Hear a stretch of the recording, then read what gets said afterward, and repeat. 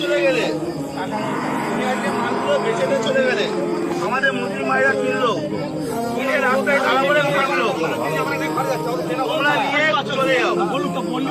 তোমরা কেন, তোমাদের তো মাথা, তোমরা কেন বিক্রি করতে তোমাদের মাথা হারানো, তোমাদের মাল কি আমরা কিনে ফাঁসবো? তোমরা চলে যাও, ভালো কথাই বলছি, হাট এরকম বন্ধ নেয়, তোমরা চলে যাও। কেউ একটা ভালো কথা বলো, এনাদের কেউ একটা কোনো কথা বলবে না, উপরে বলুক, উপরে বলতে পারো, আমরাও করে খাই। এখন কথা হচ্ছে ওনাদের মাথা ওনারা বেঁচে দিচ্ছে, আমাদের মুসলিম ভাইরা কিনছে, কিনে ফেসে যাচ্ছে, ওনারা টাকা টেনে বাড়ি চলে যাচ্ছে, আর কিন্তু কোনো সমস্যা নেই। সুতরাং কেউ একটা এদের কোনো কথা বলবে না, এনারাও করে খায়। কিন্তু তোমরা মানে মানে কাকা ওগুলো নিয়ে বাড়ি চলে যাও। সরকার যতক্ষণ না নির্দেশ দিচ্ছে কি হবে কেউ করে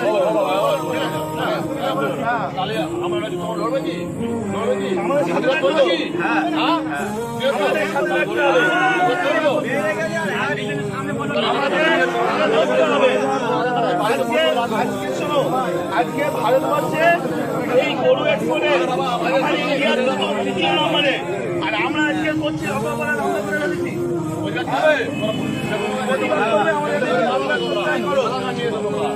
আমাদের সাথে প্রতিবাদ করলে থাকো, না হলে দেখো না।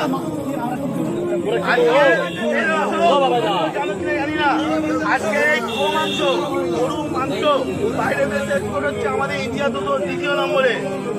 আর আজকে আমরা অপরাধ করে ফেলেছি, এর জবাব কেউ দিতে পারবে? এ গরুটা কে? সুতরাং টাকা নাম বলো, এটার নাম বলো,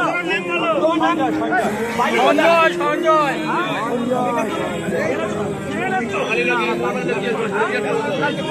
বয়স হয়েছে, এটা 14 বছর বয়স হয়েছে। তুমি এই কাজটা করলে কেন? তোমার কালকে তো আমরা